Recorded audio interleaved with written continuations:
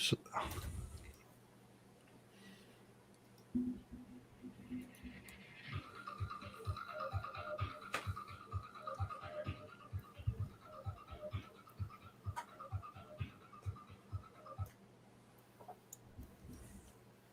technical difficulties.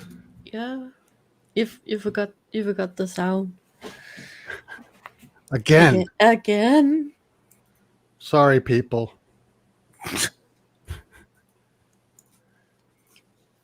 There it goes.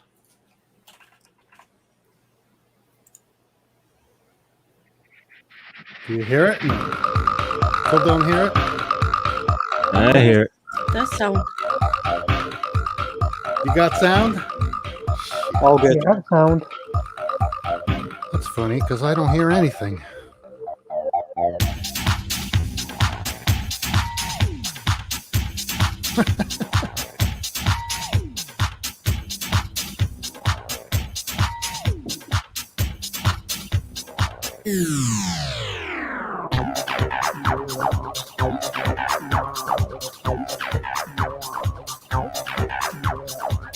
right. You sure you guys are hearing that? I'm dancing away.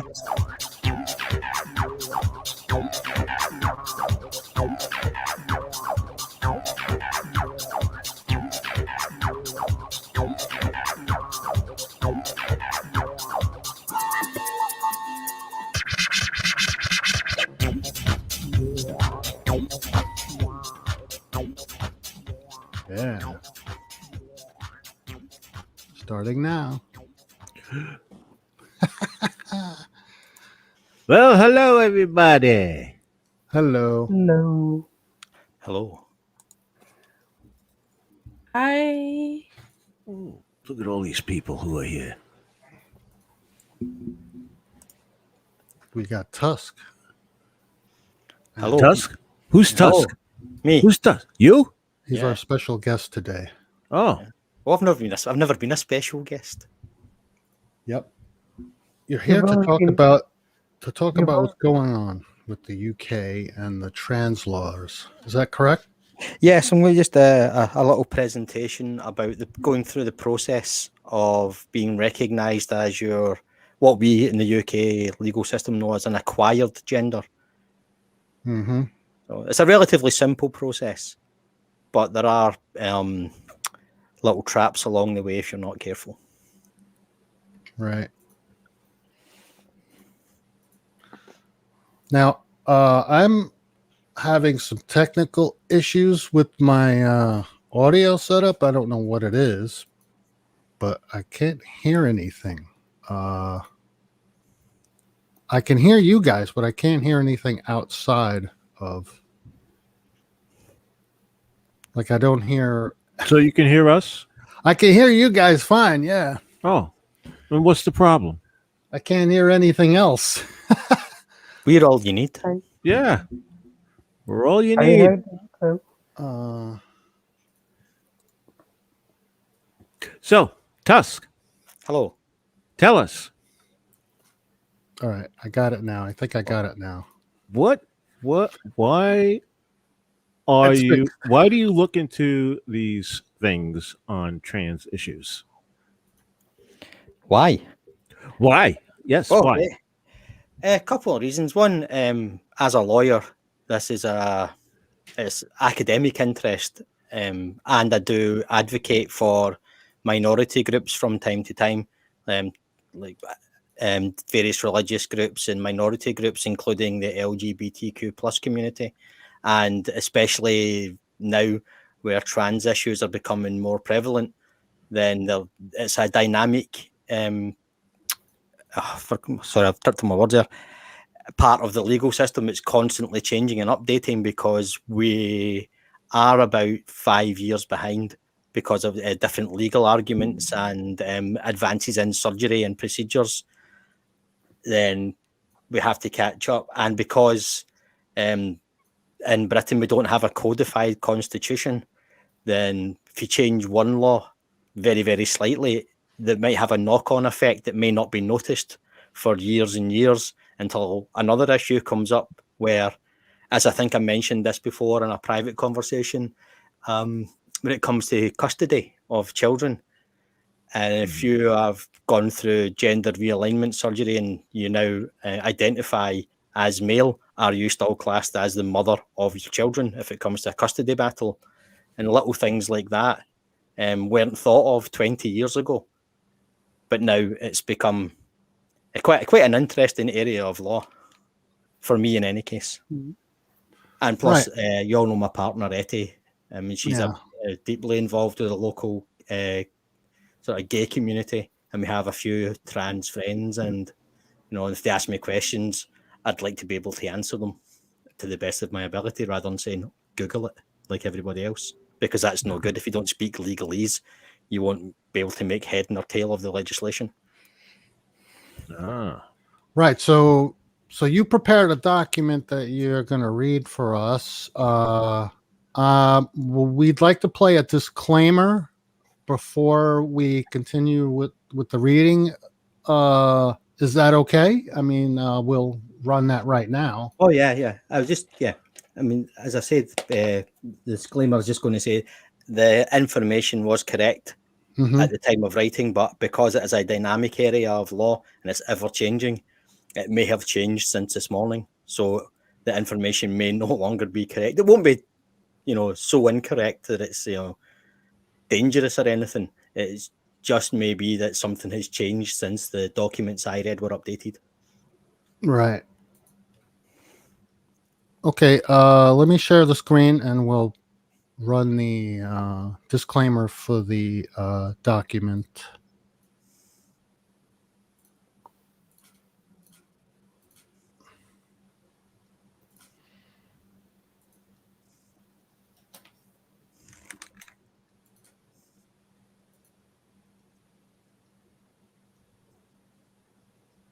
Disclaimer. The information in this presentation was correct at the time of writing. Due to the dynamic and ever-changing nature of the law, I can barely hear it. Yeah, I know. that Yeah. information may now be at odds with current legislation. If you are unsure, And a lot of it is what the Tusk already said. So,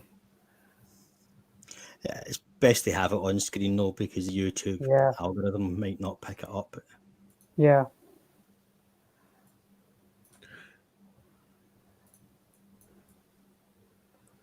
No? disclaimer. The information in this presentation was correct at the time of writing. Due to the dynamic and ever-changing nature of the law regarding gender issues in the UK, that information may now be at odds with current legislation. If you are unsure, please visit one of the many government or independent websites that deal specifically with this issue for further clarification. Okay, that's our disclaimer for the document that's going to be read.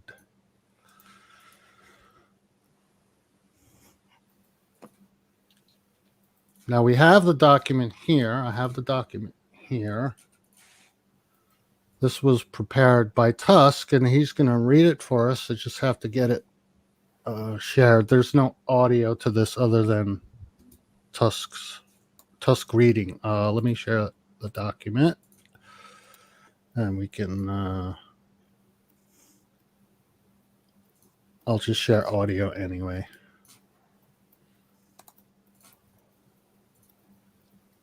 And here's the document. Whenever you're ready, Tússk. Okay, thank you. What we'll do is, Just so you know, we're if you want to pause and ask if we have questions, go right ahead. If anyone wants to pause, just let us know, and we'll pause as Tússk reads this. Go ahead, Tússk. Okay. The British civil service is known, respected, and feared throughout the world as being one of the oldest, most willfully obtuse and bloody-minded organisations in existence. For over 150 years, it has been the testing ground for new ideas, the protector of tradition, and, above all, the nemesis of anybody who has ever tried to get anything done, regardless of their position, the project, or the trivial nature of their inquiry.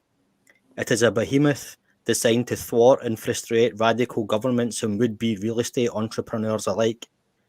For decades at a time, it has been the home of mindless bureaucrats who take a perverse pleasure in writing amendments to legislative documents that are so dense and impenetrable in their language that they become less a side note to a proposal and more a labyrinthine nightmare of leaden and archaic prose, designed with one aim in mind, to wit, drive you right up the bloody wall. It appears that most of what they do in a spirit of devilment and devilment alone. So what if you wanted to, for example, change the gender that you were assigned at birth and gain a new birth certificate that has the corrected gender? Would you dare? One might be forgiven with all that we now know, and assuming that any attempt to tame the beast and apply to your local office to ratify and give the official stamp to something that, on the surface at least, would appear to be a relatively simple matter, would be met with roars of outrage and wounded indignation. Cries of, "You want to do what? Have you any idea how much that? Pardon me. Have you any idea how much that would? Have you any idea how much work that would be? No, this will not do. We must consult Mr. Penge," would echo around the bland and rarefied corridors of obfuscation, as grey-clad lackeys hide behind their folders, trembling in fear lest they be selected for the unenviable task of waking him from his 100-year slumber. Rumour has it that he's been dead for a decade, but refuses to die until the proper paperwork has been filed. Sorry, I apologise. I'm just going to take a sip. Okay, sure. Okay. So Well, we may have to go more into who this person is. Well, Mr.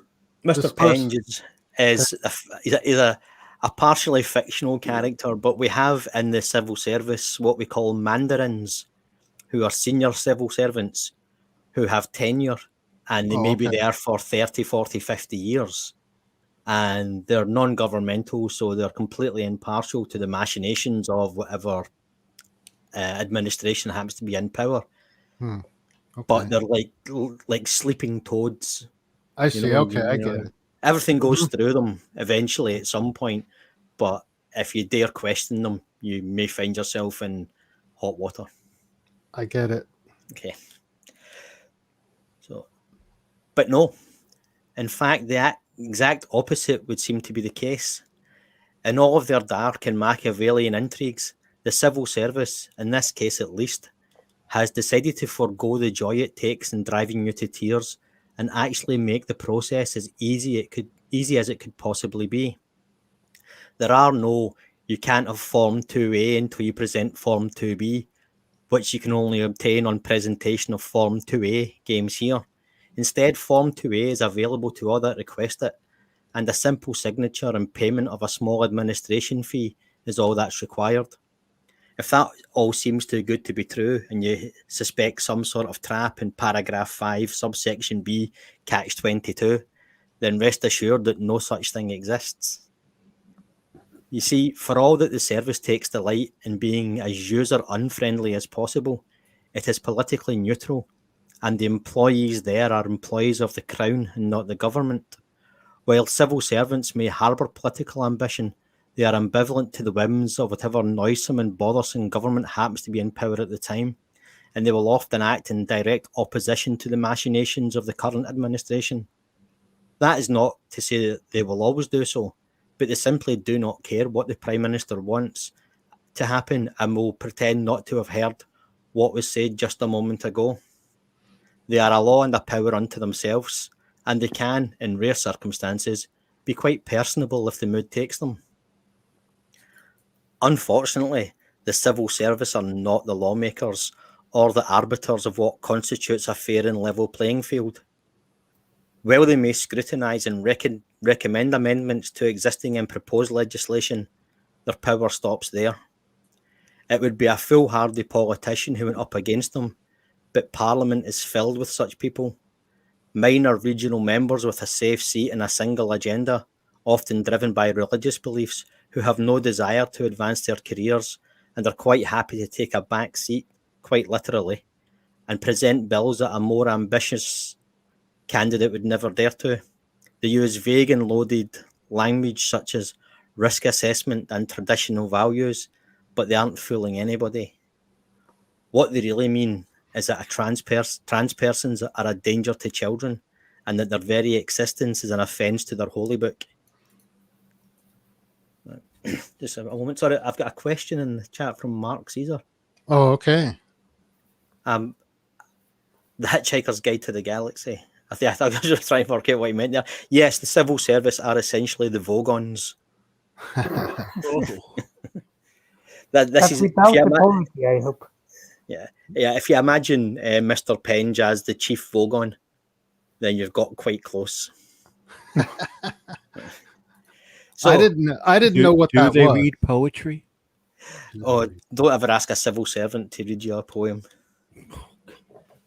because they'll want an explanation for every line. They've got no sense of poetry or romanticism about them at all. The greyest people in the world, they really are. But this whole idea of risk assessment and traditional values seems kind of contradictory in a way. I'm not Well, sure. This is the language that certain groups of people use when they challenge legislation that gives trans people equal rights in law. They never quite define what the risk is, but it's like that kind of nudge, nudge, wink, wink. You all know what I mean, sort of thing. Yes, Minister is true then. Well, Yes, Minister actually was about a week behind what was actually happening, because it wasn't until many, many years later that a quite senior civil servant admitted to leaking documents and information to the BBC writers. So when the cabinet would sit down and watch Yes Minister and then later Yes Prime Minister, they'd be furious, going, how could they possibly know that? Like minutes of a meeting that was only held a week or so previous. Yeah, it doesn't sound right to me, but so are they just they're just kind of just going along doing like just motions. That's all it is, right? The civil service. Yeah. Well, the civil service are the caretakers of the UK democracy, if you like. They're there to make sure everything runs smoothly in the background. And as I say, there may be people in there which they're just people, probably. Yeah. That have their own emotions, biases, and preferences, but imagine a sea of lawyers that you have to get through before you get your legislation written into a bill, which is then presented to Parliament. So these are the people you have to go through first. So, well, I don't know. I find it kind of odd that the government would get involved in distinguishing people's gender, but I guess, I mean, well, it's kind of, isn't it kind of a slippery slope when you do that? Because gender is like a personal thing, I think. I don't know. I don't know. It's really only the executive wing of the government that takes an interest, because it's the part of government that ratifies legislation. So they have to, if you're going to have trans rights, they have to be written into law, which means they have to be written into law by the government, because the courts won't deal with it. We have a system in the UK, which I know is different to the US, where the higher courts can make law.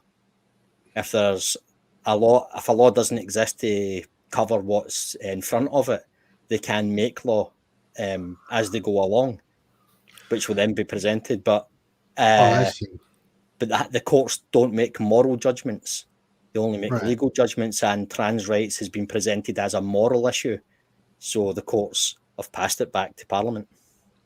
So it's about equity, right? It's about having, because there's only been two genders basically recognized. Is that the way it has always been? I'm not sure. That's the way it is now.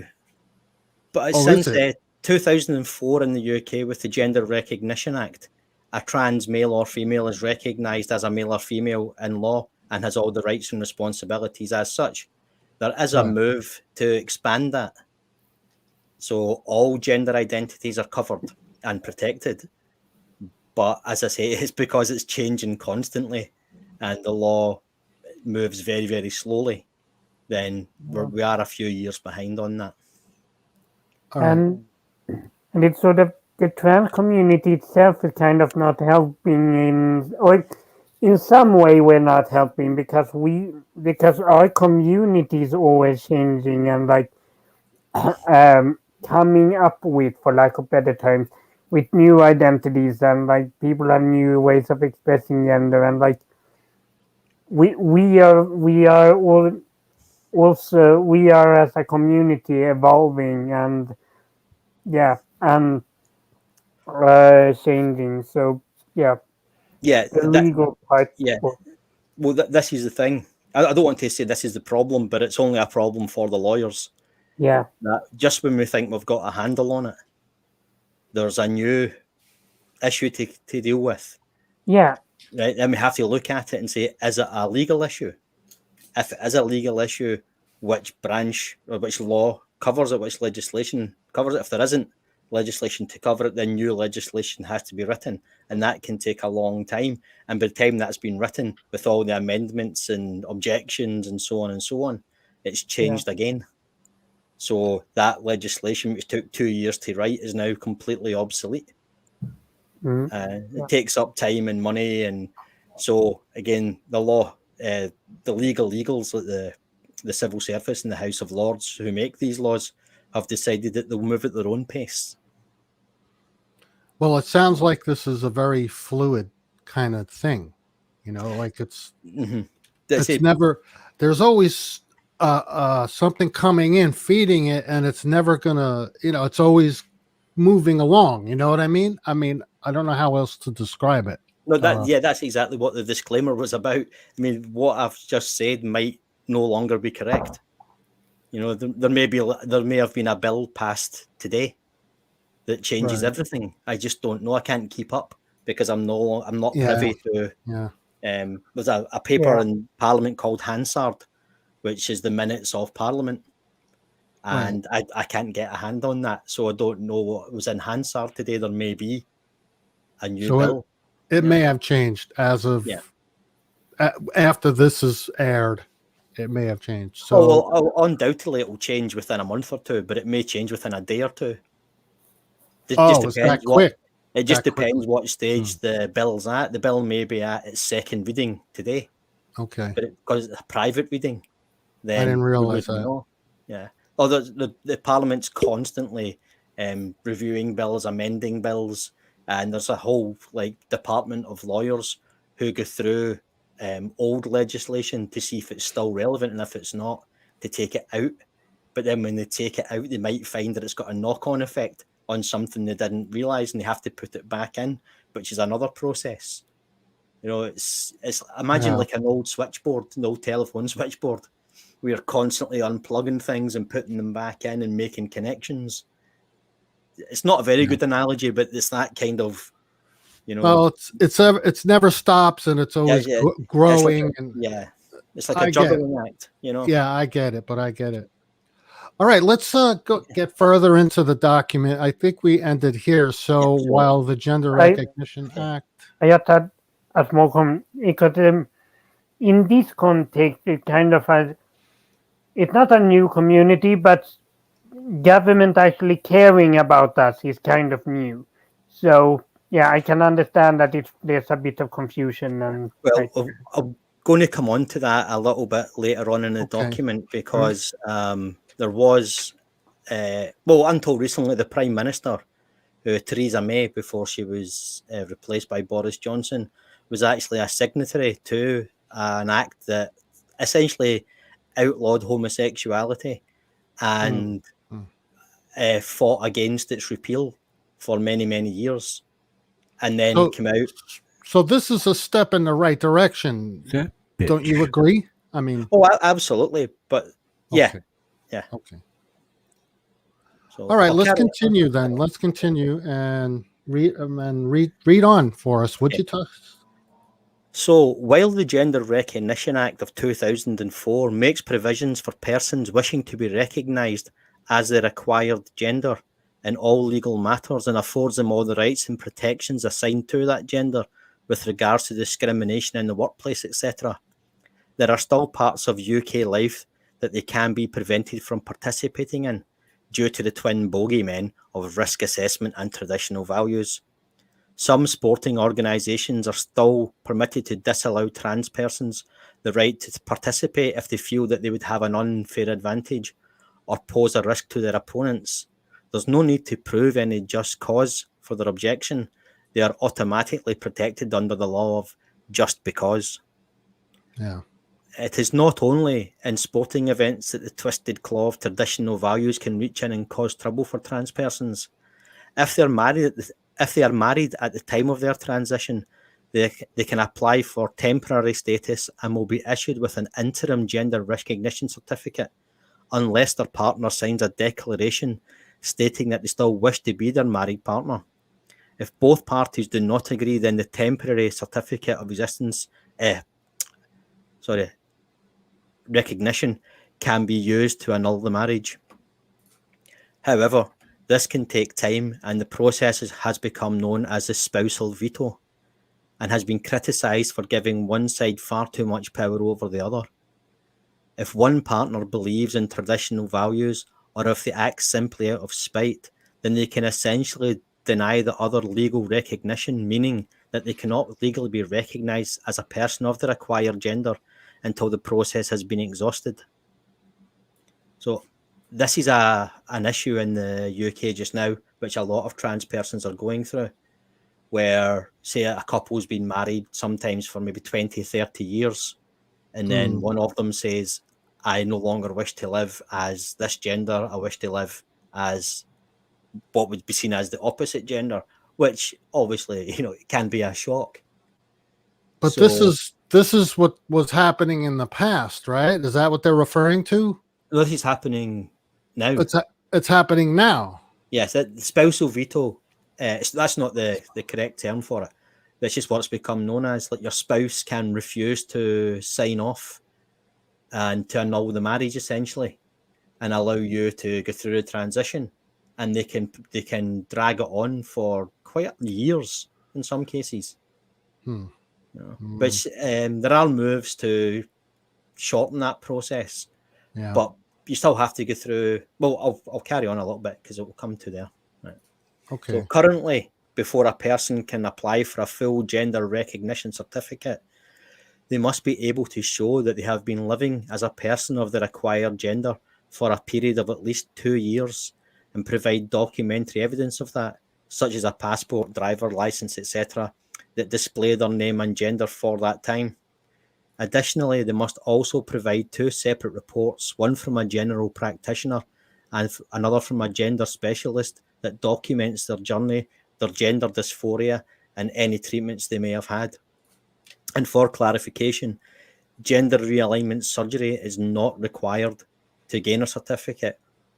Only evidence that the applicant has been living with their acquired gender for at least 2 years.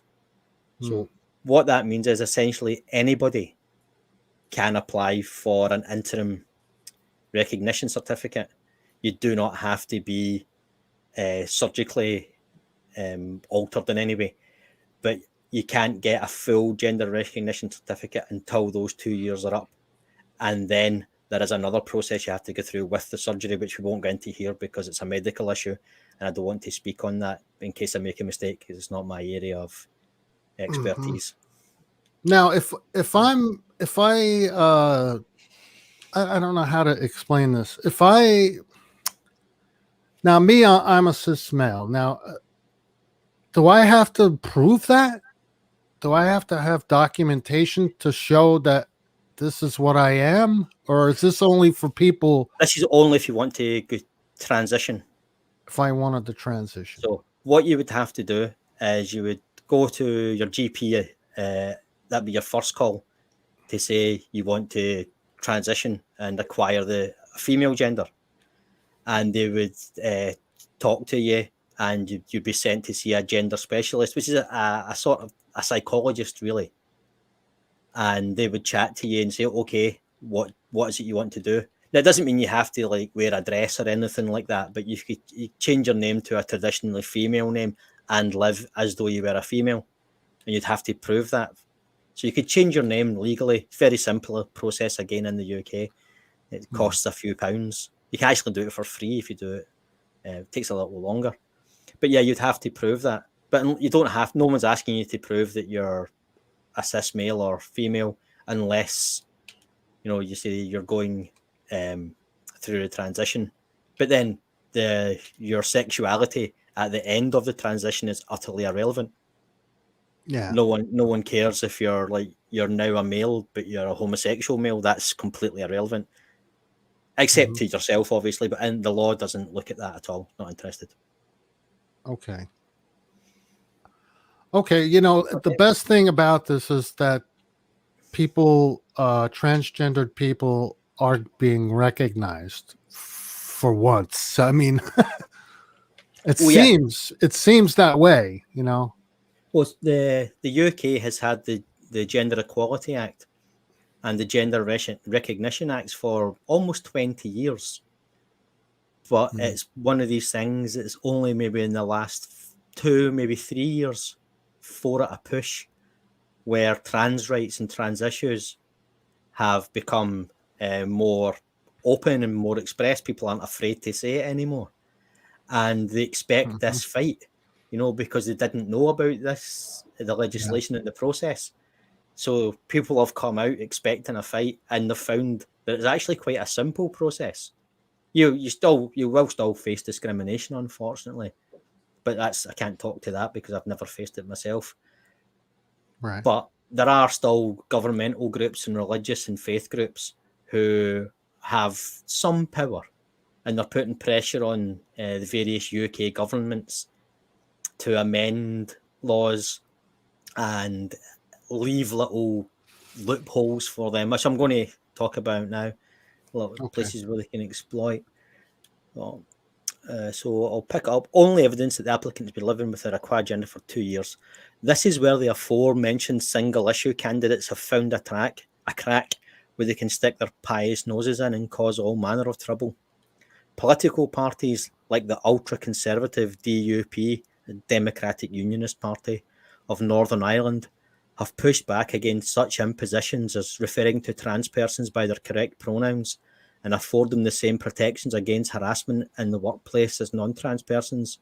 One Mervyn Storey MP has insisted that recognising trans persons is in direct contradiction to what the Bible teaches, and that the Northern Ireland Civil Service should have consulted faith leaders before making it their policy to recognise trans persons as legal and actual people worthy of dignity and respect.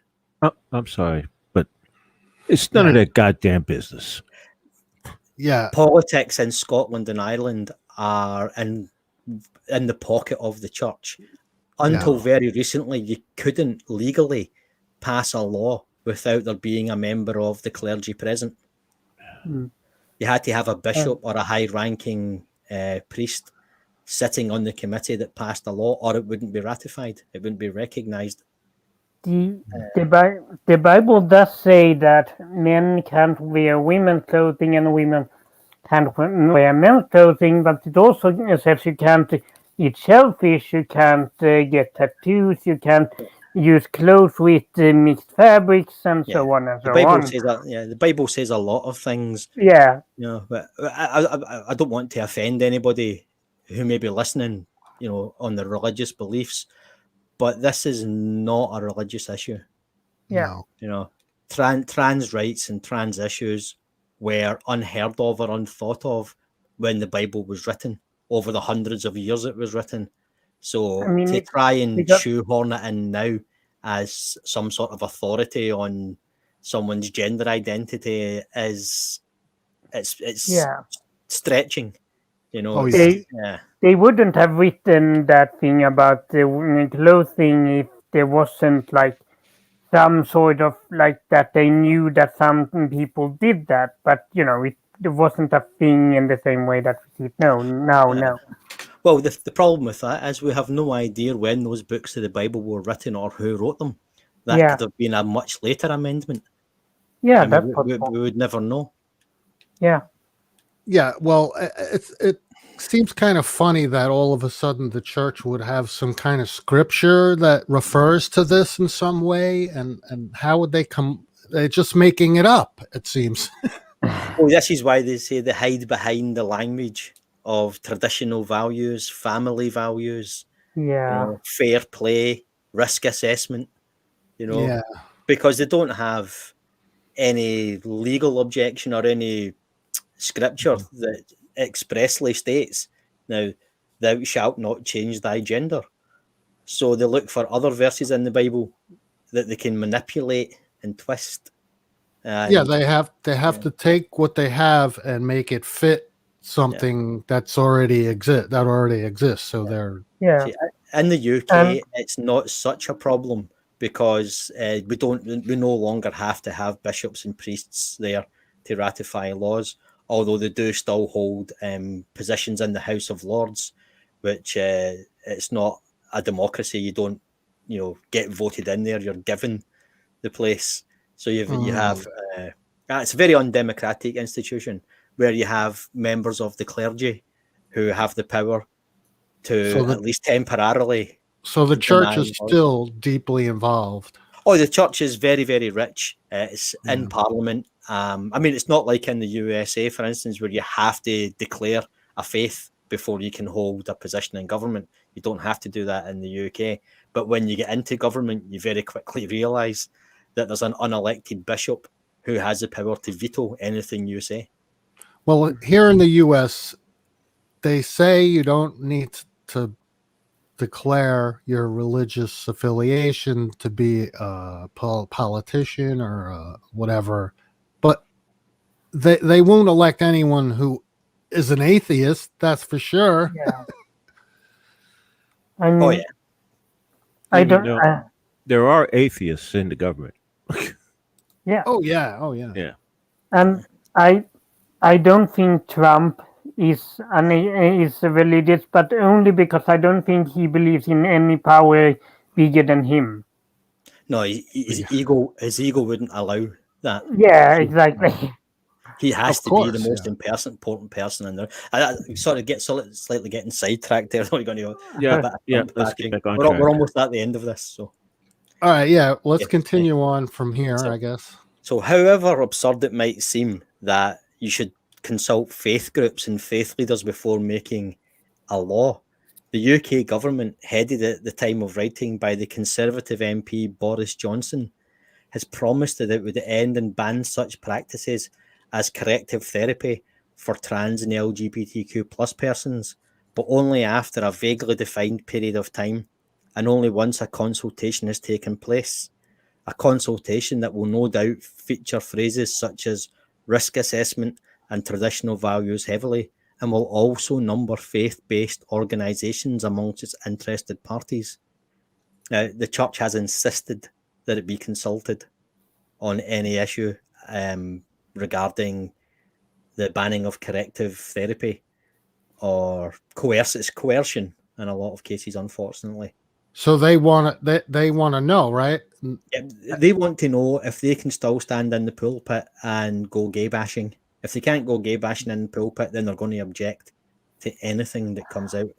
They shouldn't even be involved, but hey. Again, we are still in the pocket and in awe of the church because they have God on their side, And they have the money, and they have Oh the yeah, money. they've absolutely got the money. So And this is from the church. This is from the Church of England, right? So this is from the. But what? This is from all branches of the church in the UK, both Catholic and Protestant. So you have the Church of Scotland, which is a major Protestant church in Scotland, obviously. You have the Catholic Church, which doesn't really have a presence in England, but in Scotland and Northern Ireland, it has a real presence. And the Church of England and the Anglican churches in England and Wales do hold quite a lot of power. But I think other than the Crown, the church is the biggest landowner in the whole of the UK, and it has a vast fortune. That my point with the Church of England was that it was, of course, started because Henry VIII wanted to marry or divorce his wife. Divorce, yeah. He couldn't Yeah. because the church rules. Well, oddly, the Church of England is one of the biggest voices in objection to any move to, ratify trans rights, but it was also the first church to allow openly gay clergymen and women. Mm-hmm. So they do try, to be progressive, but there's always a wall. There's that one barrier that they will not, they can't cross. That's where they put their foot down and say, we'll have openly homosexual vicars and clergymen, but when it comes to trans, that's it. That's a step too far. Yeah. But there Well, are you know- people in the church who are pushing against that, which will be another schism, and yet another branch of the church will Yeah. appear. My Well- my impression of the Church of Sweden is that they're pretty progressive, but I'm not religious. I don't I don't go to church and go into those situations. So I have no I I I'm not there during their events. I just see how they present themselves to the media and stuff like that. So it might be that they present themselves as very progressive, and they do. But it could also be that they do that, and then the priests and stuff are less progressive. Well, yes, the Church of England does try to present itself as being, warm and cuddly. It's all tea and biscuits, but they're Yeah. also the biggest investor in the arms industry in the UK, and one of their biggest money spinners, I feel like, is landmines and anti-personnel devices, which the Church of England has made a fortune from over the last maybe 50 years since the end of World War II. So while they present themselves as being warm and progressive, they are a ruthless money-making organisation. I didn't know that.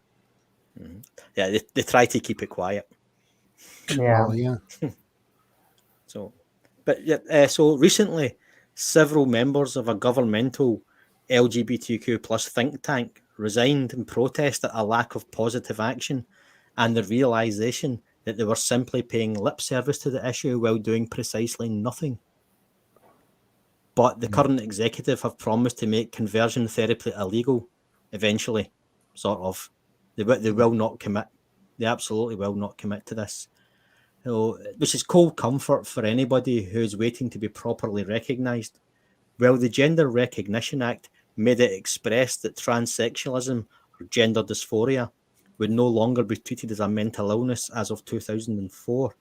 Trans persons are still viewed with deep suspicion and distrust by the UK government and faith-based organisations.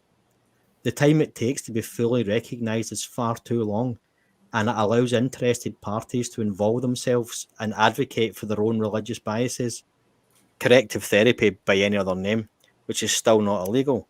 Trans persons from minority groups are at greater risk from intervention. Statistics show that trans persons from the Muslim community, for example, are twice as likely to undergo some form of corrective therapy as those who identify as Christian, and more than 3 times that of persons who identify as being non-religious.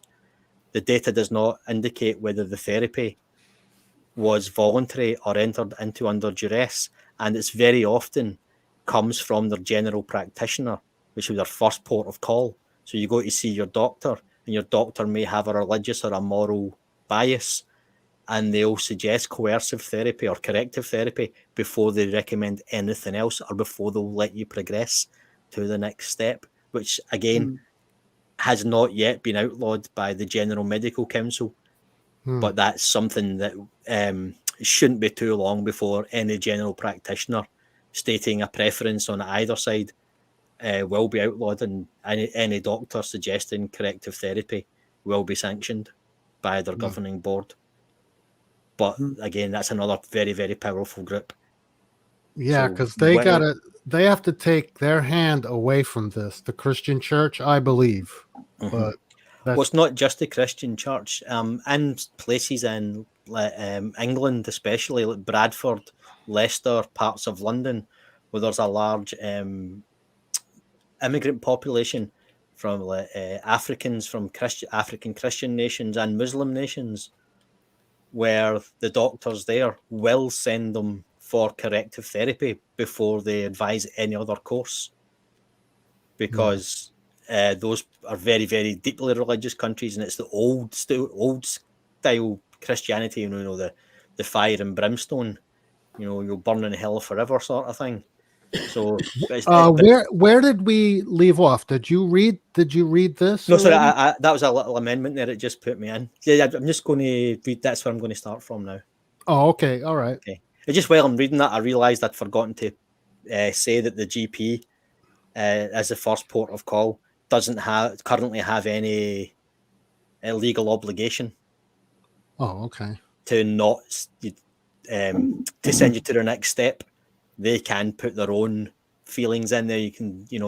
They can try and manipulate you, and depending which community you come from, that can be a lot of pressure. You know? Right, but the government's not they're not stepping in. No, they're terrified of offending minority groups. Wow, this is a hard issue. Yeah. So yeah, when people from the Muslim community say, I went to see my GP about gender transition therapy, surgery, and something, and the GP phoned my parents. Now the GP is a general practitioner. Yeah, just like an MD in the US is your first port. Yeah, there have been cases where a young man or woman has gone to the doctor to talk about gender realignment surgery or whatever, or starting the process, and as soon as they've left the doctor's surgery, the doctors phoned their parents and told them what was said, and they get home to a beating, or they get kidnapped, exorcised, terrible things. But that's for minors? No, for anybody. For anybody. Anybody. It doesn't happen very often, but it does happen. Yeah. That's a breach of trust, isn't it? Well, it's a breach of your Hippocratic oath and that too. Well, yeah. But what generally happens is the doctor will leave the country, and there's not a great deal that can be done. But it happens with the clergy. Somebody will go to talk to their priest or their imam or the rabbi and say, I'm struggling with my faith because I think I may be a homosexual, or, I'm living in the wrong body. And they'll talk to them and say, okay, let's go through this. And as soon as their back's turned, they're on the phone to their spouse or their parents or their employer and say, oh, Michael was just in and he told me that he's gay. What are we going to do about it? So you're being pulled one direction from the government, and you're being pulled in another direction from the religion. So you're like, So you see, while the process is on the face of it quite a simple process to go through, there are these obstacles in the way that the government refuses to act upon because they don't want to upset the religious communities. Yeah. Well, that's another thing. Religious communities have ways of keeping people keeping people believing. Yeah. And I believe this is part of it, Yeah. It's like a safety mechanism to keep people believing in a way. Yeah, it's the threat of eternal damnation. That's what it comes down to. Or, if you don't suppress these feelings and stop being gay, I'll tell your wife. Yeah.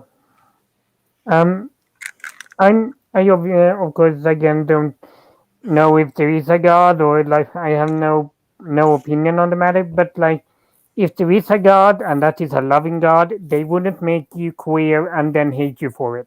Like yeah, but then they say it was your free will, you've gone against God. There's always a loophole,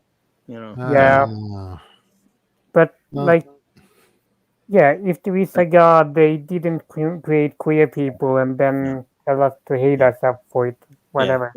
Unfortunately, the way we are now, the same government in the UK that is putting all these protections and so on in place for the queer community is at the same time refusing to do anything about the people who are standing outside pissing in.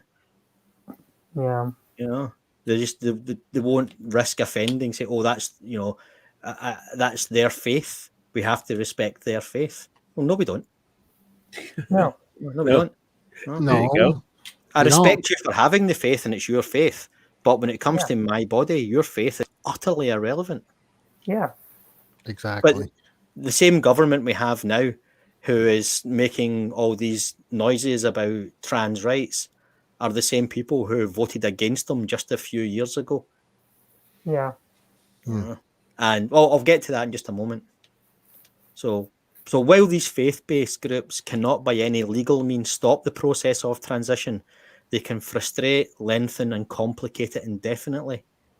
And many of those who have chosen to go through the corrective therapy for whatever reason, or have been forced to endure it, have reported severe mental health issues afterwards, and many have described deep trauma and psychological damage that still affects all aspects of their lives. Until the practice has been outlawed, this will continue to happen.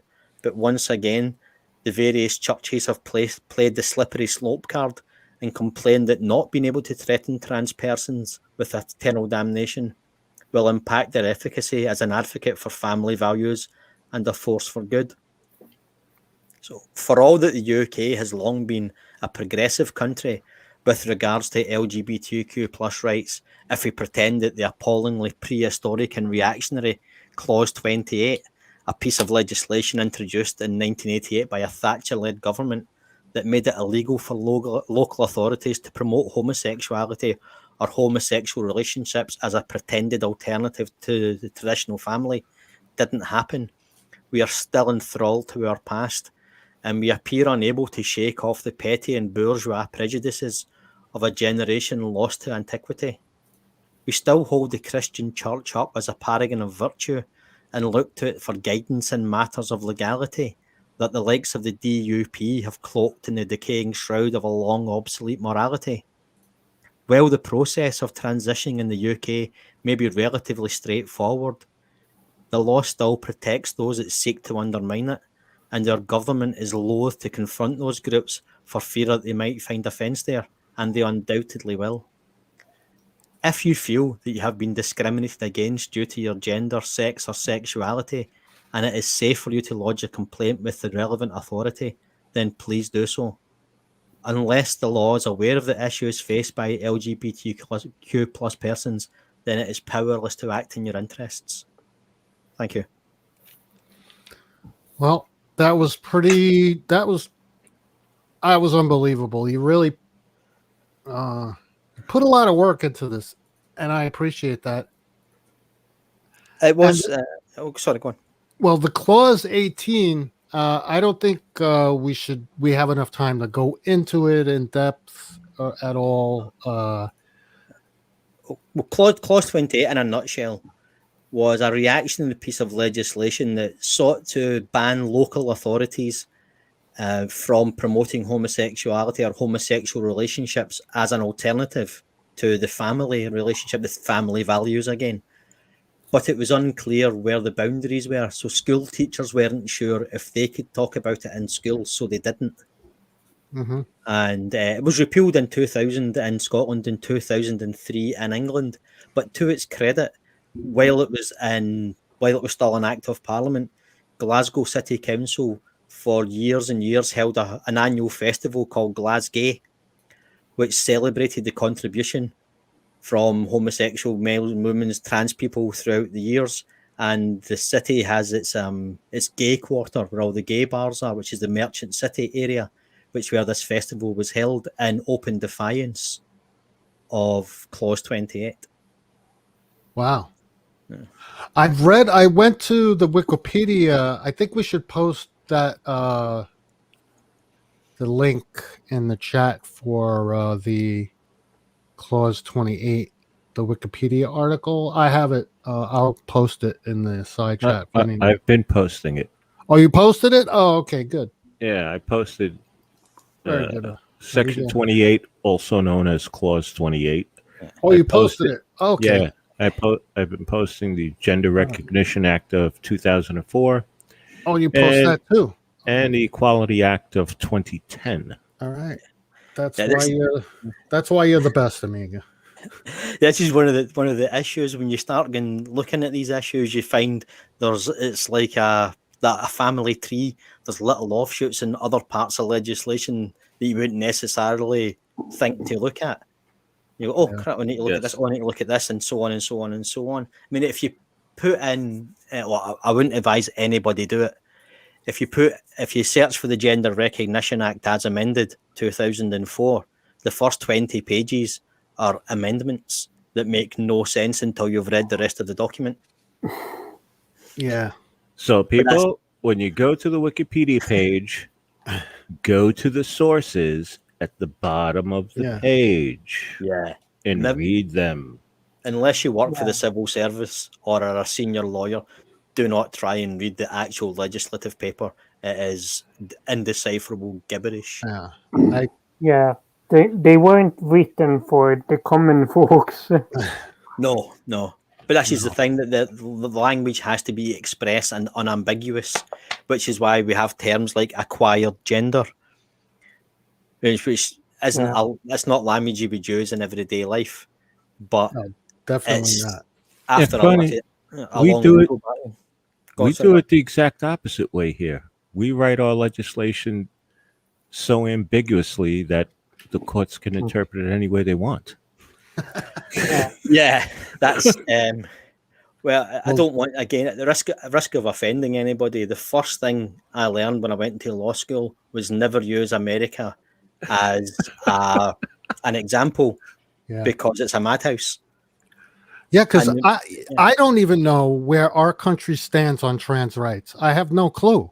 Well, you don't. There is no federal order sent out. Each state has its own laws, and so if I want to know where the trans rights are, I have to look them up locally. There's no overreaching law. Yeah. Most places in your area will have, like on Facebook, there'll be a queer hub where you can look for sympathetic doctors, lawyers, and so on. But if you cross the state lines, you might find that the law completely changes. Oh, yeah. Oh, yeah. Where you have no rights whatsoever. But if you cross the state line again, you may be protected. Oh, that's something I meant to mention. I forgot until just now.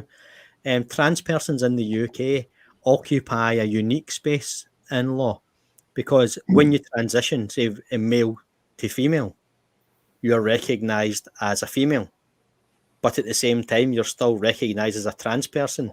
So you have the protections against hate crimes and discrimination against trans persons.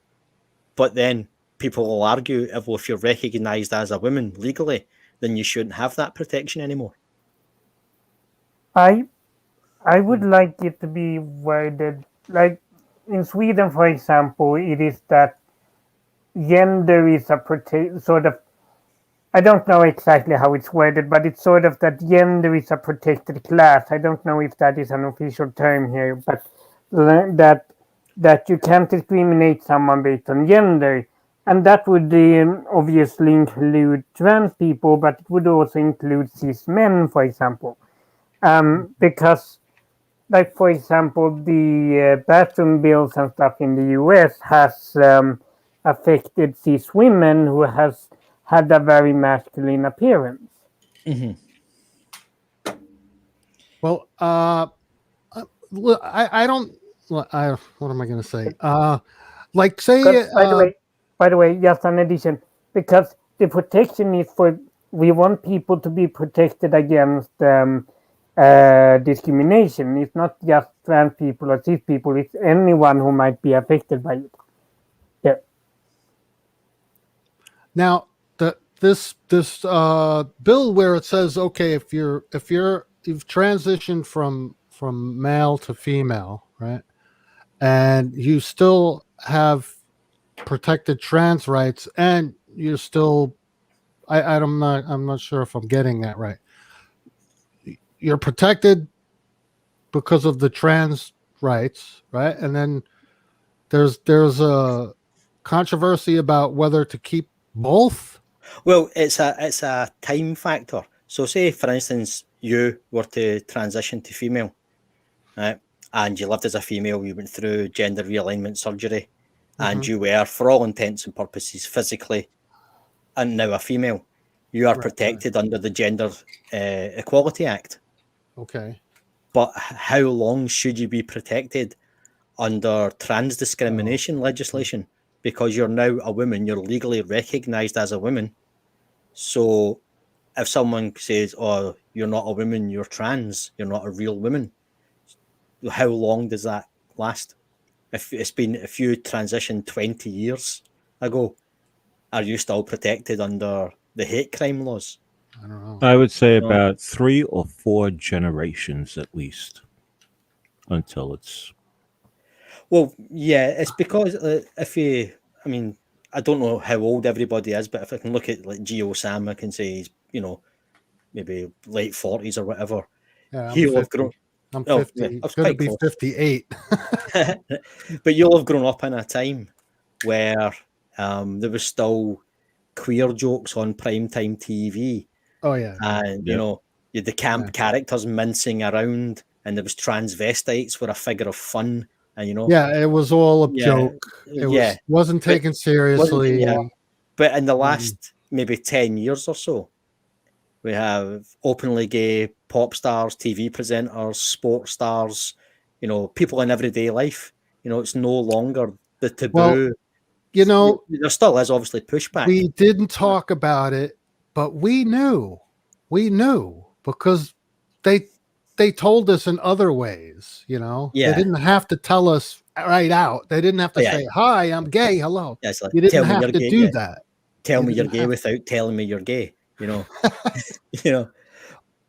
it's now, better off now. It's better off now. Yeah. You turn on the TV and everybody's gay. It's no longer in the closet, so to speak. So I think Amiga's right. In a few generations, this is going to become so normal. Yeah. But again, that's cold comfort for anybody who's going through the transition now. They say, oh, don't worry, in 50 years it will be okay. No, there's always going to be backlash to any of these ideas. Always, as long as you have, like in the UK, they have the church Sam, it's not an idea; it's a reality of life. No, but I'm saying, these. I know, but they're ideas that have to be fleshed out with the law and with the church, especially in England, especially over there. Maybe I'm wrong. I don't know. But people who don't like change, and that's a lot of people. People are a lot like animals. They want yesterday. Yeah, like your dog wants today to be the same as yesterday, and tomorrow to be the same as today. They don't like change. They fear it, so they hide behind their holy books and their mantras and their prayers and their morals. So while those people still exist, there will be people who look to the church for guidance. And even if only 10% of people in the UK go to church, that's still 7 million people. That's a lot of people. We can't dismiss the opinions and the feelings of 7 million people out of hand. You simply can't do it. That's not democracy. And even though this isn't a moral issue, it's purely, in my opinion anyway, it's purely a legal issue. There is always a moral aspect to anything regarding sexuality. And we're never, as a species, going to get away from that. So the church is always going to be there. Well, Microraptor, what do you think about, is it about a time limit for that thing? Like if you transitioned from male to female, what do you think there should be a time limit, or what do you think? I mean, I don't know about, whether it's legal to be called, have trans rights and then be called a woman. I mean, I'm not sure. Do you think there's a time limit? There should be a time limit of some, I mean, what do you think? No, but I kind of feel like it should be possible to word this in a way that doesn't make it specifically trans right, but more that you can't be discriminated based on gender at all, or gender identity or stuff. Well, that's like what that. The Gender Equality Act's for. But unfortunately, it doesn't, as of now, it doesn't include all the spectrum. Yeah. So I mean, someone, insults you or discriminates you against you because you're trans, but you went through the transition 20 years ago, it's still a hate crime. Yeah, it is. But how doesn't long should you have the protection of the hate crime legislation? Yeah, I personally don't think there should be a time limit, but there are groups who say, well, if you want to be recognised as a woman legally and completely, then you can't claim you're also being discriminated against for being a man. that didn't make sense. Or having been a man. That didn't make sense. So yeah. Couldn't they put a statute of limitations on hate crimes? We don't have a statute of limitations in the UK. Oh, you don't do that? No. Oh. So this is why people get charged for, like, particularly sex crimes that are historical, that may have happened 20, 30 years ago in the UK. We do not have a statute of limitation. Oh. Wow. Yep. Aren't tariffs a big problem in the US? In the UK, I mean, too, like trans exclusionary radical feminists. Yeah, there are a few TERFs, but they tend not to be single issue groups. They tend to be like religious groups or conspiracy theorists, or those everybody's trans types, or the Bible says, and it's probably a very, very small amount of people, maybe a few thousand, but they are across various platforms and in 100 different groups. A loud minority. Yeah, they make themselves very, very loud and very obnoxious, but they have absolutely no power politically or voting power, not really.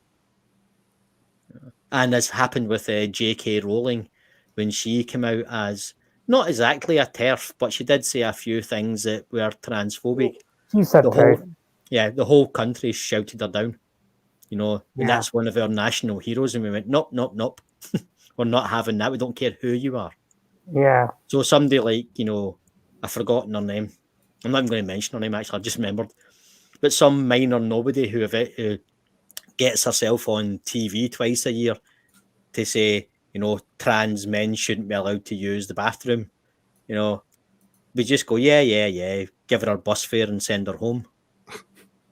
Yeah, well, how do you police that? How do you... You can't, because they hide behind their religious beliefs, and then it becomes a faith issue. Yeah, so who's checking? Who's going to be the genital checker? Well, that's what you need, right? It's like when you ask them, you say, can you give me an example of where a predatory trans male has attacked somebody in a bathroom? They can't. But I can give you 20 examples of where a trans male has been attacked in a bathroom. But they don't want to hear that. They're not interested in that. But it's always that same language, risk assessment, weirdos and perverts. We don't know who it would be, That is a scare tactic with some transphobes, that they say that trans people are involved in a lot of those kinds of attacks, but they don't mention that it is as the victim. That trans people are the victims of attacks like that. Yeah, it's not the perpetrators. It's the idea that someone would put themselves through all of that, the operations, the living as a acquired gender for 2 years, just to peep on somebody in a bathroom is absolutely absurd. But it's because these people don't know what the process actually entails. Yeah. They think you can just go, I'm a woman now, and that's it. No, it's not. That's not how it works. Not. Well, Brainless has a question for you there, Tússk. What about if you don't want to do all the operations, then the hate crimes may never end. So why end the protection ever? Yes, of course. This is one of the things I said already. I don't know if you heard the whole thing, Brainless. You do not have to go through gender realignment surgery to get a certificate and get your birth certificate and passport changed. So it's indistinguishable from the original. It doesn't say fama, but now female. Male. It's completely indistinguishable. So there are clauses within the document that stated that. Is that what you just? Okay. So if I was to say I identify as female when I went through the process, and I had my birth certificate, nowhere on that birth certificate would it indicate that I was born or I was assigned a different gender at birth. Right. But I do not have to go through gender realignment surgery. So in that case, if you say I identify as a woman but I still have male genitalia, then it's still a hate crime if you attack me. But if I Yeah. do have gender realignment surgery, when does that protection end? Yeah. It may never end. No, it won't, but this is just it's a legal it's a philosophical question really within legal circles. It's like, when do you stop being a trans woman and become a woman? Well, couldn't it apply? I mean, that's like asking when do you stop being a black woman or a white woman or a tall woman or a short woman.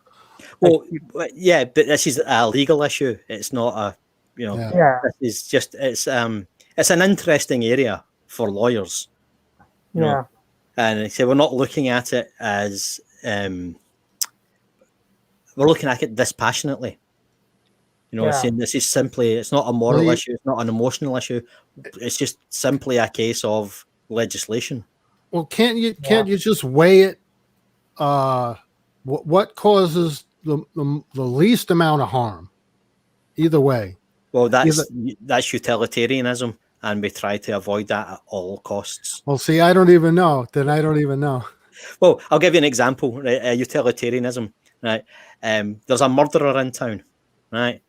Everybody's scared to go out. The sheriff catches somebody, says they're the murderer. They hang them. Everybody's happy. But it wasn't the murderer. But it done the most amount of good for the least amount of harm. So that's good. Yeah. That's a paradigm. It's the sheriff example, which is an example that gets used when you're talking about utilitarianism. If you try to pass a law that does the most amount of good and causes the least amount of harm, then you're looking at it a priori. That's not how you look at the law. You look at the facts, not the outcome. Yeah. Well, that's a good point. I'm glad you corrected me on that. Actually, the law's not there to make moral decisions. I'll be right back. I have someone at my door here. I'll be right back. Does anybody else have any questions? Brainless had a comment there. He said, I think when you end being trans is a personal thing, and for some that will be never. I have never met a person who has said they stopped being trans. Like it's a lifetime thing. Yes, of course, yeah. It's always, it's a long and painful process. So it's not something you're just going to shake off when it's done. Yeah. I mean, it's never done. So, but as soon as someone posits the question, well, how long after the transition and after surgery, if you go through that process, how long are you still protected by the hate crimes legislation? Yeah. I mean, for me, the answer should be never. It never ends. The protection is always there. But then, can you say you're living as a woman if you're still asking for protections? For, trans person's protections. Yeah, but I mean, if you decide to like tomorrow go out in a dress and you are the victim of a hate crime, it doesn't fucking matter that you're a cis man. You were still a victim of a absolutely. Hate crime. So but, the hate crime legislation is still behind. It needs to catch up, which is why the Gender Recognition Act is trying its best, or not the act itself, obviously, but the people who are looking at it are trying to find a way where they can include the entire spectrum of gender identity. Yeah. But as you said before, because it keeps on changing, it is near impossible. And any attempt to say, right, okay, there has to be a limit, then you're going to get pushback from the community saying, well, don't tell me I have to limit myself. And out of just badness alone, they'll invent 20 new categories. Yeah. And that thing about being a trans woman, in some ways you could say that I want to not be a trans woman and want to be a woman, because as I am right now, it is obvious that I am a trans woman and not a cis woman, and I want to be like just a woman among others. I don't want it to be obvious that I am a trans woman. So if it turns out that I will never be like I will never reach that it will always be obvious that I am a trans woman, that's fine. But I hope to be a woman, and like I won't hide that I'm trans, but like it's not something people necessarily see right away. Yeah. Can I ask you a hypothetical question then? Yeah. Okay. Say you're walking down the street and a man comes over and gropes you or in some way harasses and disturbs you and upsets you, right? And you press charges. Do you press charges of sexual harassment, or do you press charges under hate crime legislation because you're a trans woman? Sexual harassment. Yeah, but you wouldn't mention that you were trans. That's not part of it. Um, I'm assuming that the person didn't do it because I'm trans. Well, that's what I mean. If they thought you were a cis woman, now, a Yeah. female at birth. Sorry, I'm Yeah. trying. Say, would you want to say, oh, they came at me and they groped me, or they said, oh, made some lewd suggestion?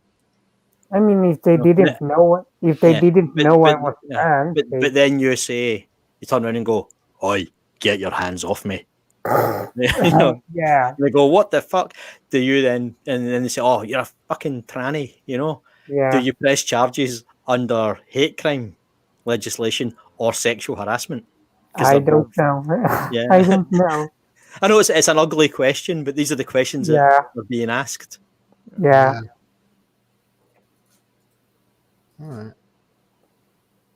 I just want to. I want you to explain just one more time for anybody that may have jumped into the live stream, doesn't know what we're talking about. Just tell them, Tússk, briefly what we discussed in the document that we just read. Can you just? What we discussed was the Gender Recognition Act in the UK and how the process works. It is very dry, unfortunately. And because it is a relatively simple process, it would have taken me about 2 minutes to go through it just line by line. But again, I wanted to talk more about the obstacles and the way and the objections and the things people have to go through. Even though the process itself is simple, it's not a simple process. But it's not the fight you're expecting it to be, and not in the UK at least. Right. Well, the Wikipedia article about the Clause 28 went into a little bit about the objections. I didn't get to read that, so I'm going to have to go and read that.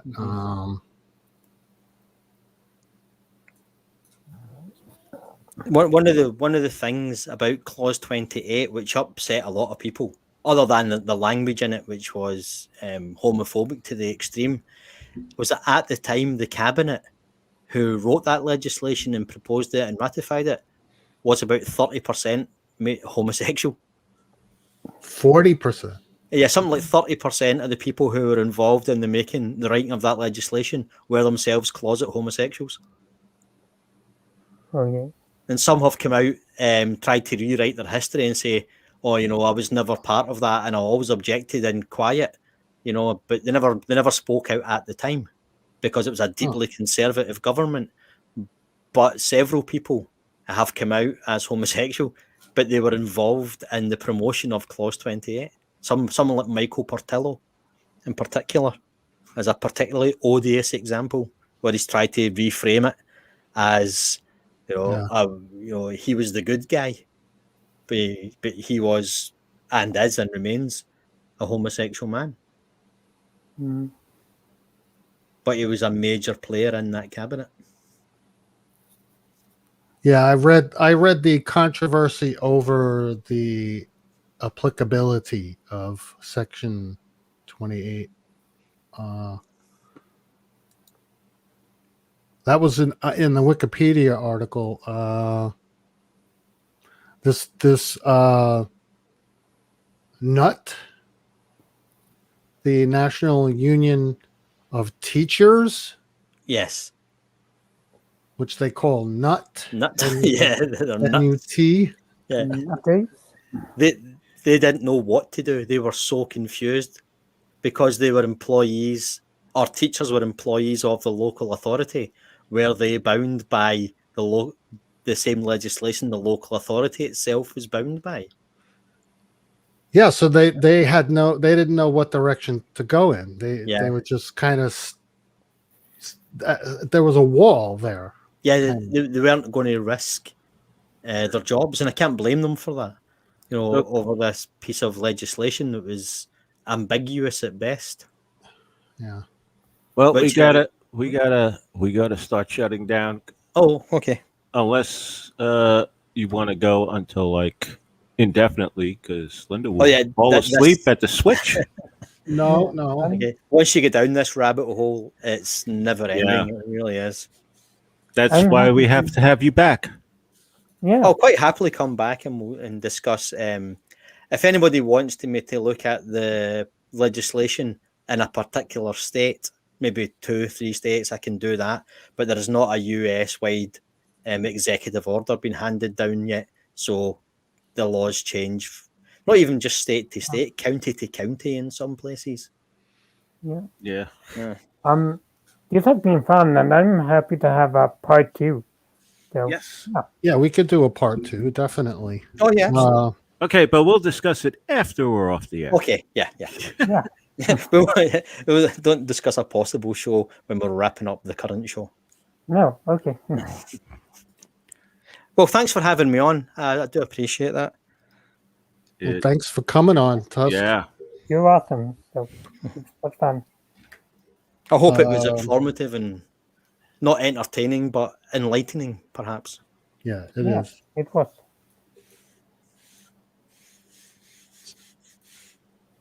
I have the outro with the patrons credits. This is the patron outro. Okay.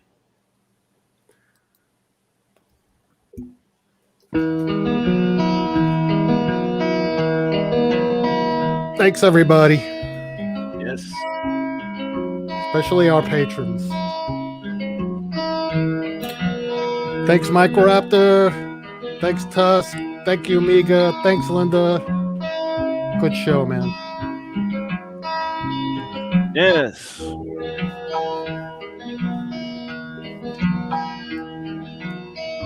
Thank you, Archangelus Lune, for coming, showing up. Thank you, Critical Cripple, Demon Orb, Doorknob Head, Dora.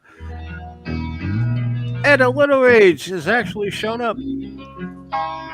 Godless Scummer, Hans P.S. Hansen, Jim Shu, The Lone Wanderer's Bunker, Mark Zeezer, Mr. Ponyboy.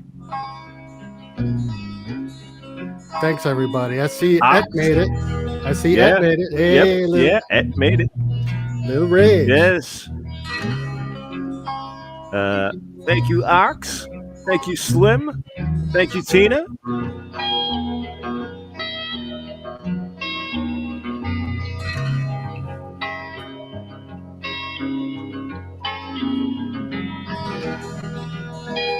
So we'll have Ox on. We'll have not Ox, but Tusk. We'll have Tusk on again, and we'll do a part 2.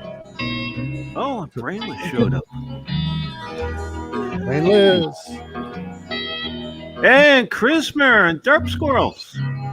Yeah. And Thanks, Demon everybody. Orb. Oh, I already said Demon Orb. Thanks for showing up.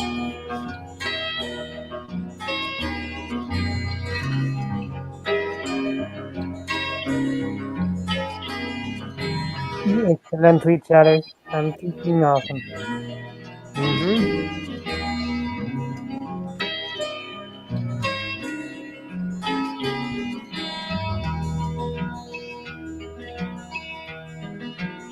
And Surf. Thanks for showing up, watching. Surf. Thanks for watching, everybody. And Winters.